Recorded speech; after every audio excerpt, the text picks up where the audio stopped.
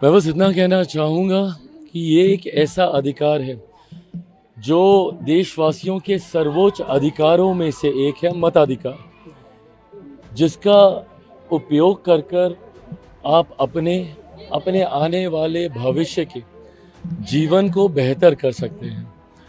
मैं चाहता हूं और मैं आग्रह करूंगा हर बिहार वासी से, लोकतंत्र का ये महापर्व चल रहा है और इसमें हर कोई अपना योगदान ज़रूर करे।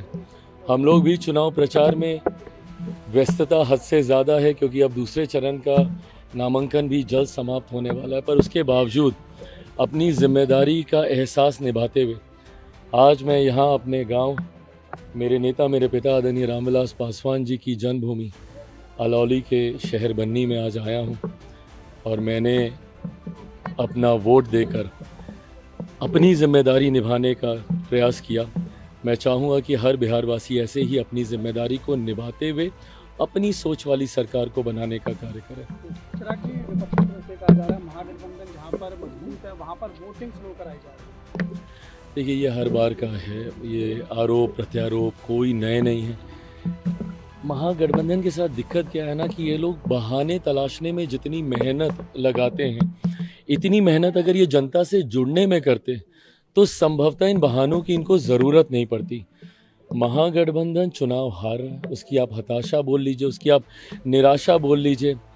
कभी ये लोग एसआईआर को मुद्दा बनाते हैं, राहुल जी रोज़ प्रेजेंटेशन पे प्रेजेंटेशन किए जा रहे हैं। अगर इतना ही सब गलत चल रहा है तो आप चले जाइए ना न्यायालय, एक बार न्यायालय का दरवाज़ा तो खटखटाइए, विश्वास रखिए हमारी न्यायिक प्रक्रिया पे, ज़रूर आपको न्याय मिलेगा अगर ऐसा कुछ गलत हो रहा है।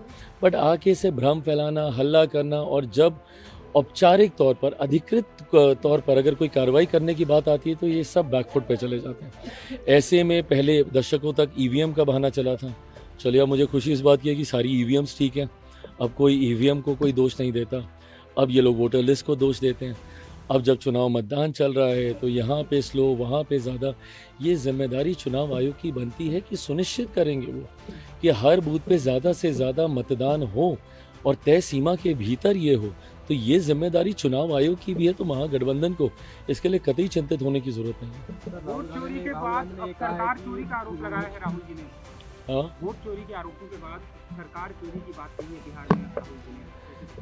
देखिए, मैं समझ सकता हूँ एक के बाद एक के बाद एक के बाद एक के बाद एक चुनाव हारते जाना, हारते जाना, हारते जाना किसी भी नेता के मनोबल को, उसकी पार्टी के मनोबल को काफ़ी ज़्यादा तोड़ता है, निराश करता है।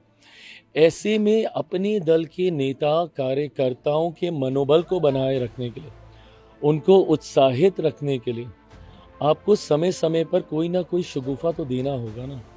आप कैसे बोलिएगा कि भैया मेरे नेतृत्व में कमी है इसलिए हम लोग चुनाव हारे? आप कैसे उनको कहिएगा कि मैं पार्टी को लीड नहीं कर पा रहा था, राष्ट्रीय अध्यक्ष की भूमिका से हटे, पर अब जब स्टार प्रचारक की भूमिका में है, हरियाणा में हम लोगों ने देखा ही कि भैया क्या हर्ष हुआ। तो अब इनको कोई ना कोई शगुफा अपने कार्यकर्ताओं को एंगेज, एक्साइटेड रखने के लिए ज़रूरी है। तो ये उन्हीं में से एक है। अब इसके बाद जब ये कुछ समय तक चलेगा, जब ये फिर ठंडा पड़ जाएगा, फिर ये कुछ और लेकर आएंगे। पर जितनी मेहनत ये लोग बहाने तलाशने में करते हैं, मैं बार बार कह रहा हूँ, उतनी मेहनत अगर ये लोग अपने ऊपर कर देना तो शायद कांग्रेस, महागठबंधन रिवाइव हो। गिरिराज सिंह के बयान पर क्या कहेंगे? क्या बयान दिया उन्होंने? मुस्लिम समुदाय को लेकर जो है उन्होंने बयान दिया है, बुर्का जो है। देखिए, वो अपनी सोच है, वो उसको समय समय पर रखते रहे हैं।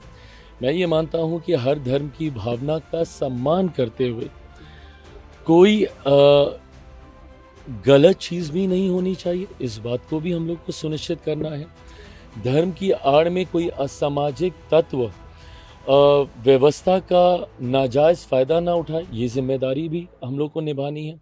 पर किसी की आस्था धर्म को ठेस ना पहुँचे, ये जिम्मेदारी भी हम लोग को निभानी है। और मुझे लगता है ये भूमिका लंबे समय से चुनाव आयोग बहुत बखूबी, बहुत खूबसूरत तरीके से निभा रहा है।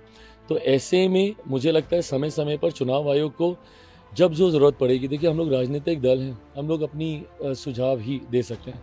अंतोगत्वा किस प्रक्रिया को अपनाना है, नहीं अपनाना है, एक स्वतंत्र संवैधानिक संस्था होने के नाते ये पूर्णतः अधिकार क्षेत्र चुनाव आयोग का ही है। सर, वो राहुल गांधी कह रहे हैं कि वो इलेक्शन कमीशन सेंट्रल गवर्नमेंट ही देता है। ये जितनी भी संवैधानिक संस्थाएं हैं इनके ऊपर आरोप लगाने की परंपरा एक चलन सा शुरू हो गया। पर मैं याद दिलाना चाहूँगा कांग्रेस को कि जब सबसे पहली बार सबसे गंभीर तरीके से जब आरोप लगा था, जो राजनीतिक आरोप प्रत्यारोप नहीं थे, उस संस्था से जुड़े हुए व्यक्ति ने ही ये आरोप लगाए थे और उस वक्त उन्होंने कहा था कि सीबीआई तोता है और ये कांग्रेस के शासनकाल में हुआ था और उस संस्था से जुड़े हुए व्यक्ति ने ही ये आरोप लगाए थे। तो ये आरोप समय समय पर हर विपक्ष ने सरकार के ऊपर लगाने का काम किया है। मैं मानता हूँ ये गलत है। संवैधानिक संस्थाओं के पास अपनी स्वतंत्रता है अपनी कार्यशैली को पूरा करने की। ऐसे में आप आरोप प्रत्यारोप लगाकर लोगों को भ्रमित करने का आप काम करते हैं। अंतोगत्वा इससे होना कुछ नहीं है। इन आरोपों को लगाकर ना आप बिहारियों के हित की कोई बात कर रहे हैं, ना आप बिहार की हित की कोई बात कर रहे हैं। आप सिर्फ अपनी कमी को छुपाने का आप प्रयास कर रहे हैं। इतनी मेहनत खुद पे कीजिएगा, आपके भविष्य के लिए बेहतर रहेगा।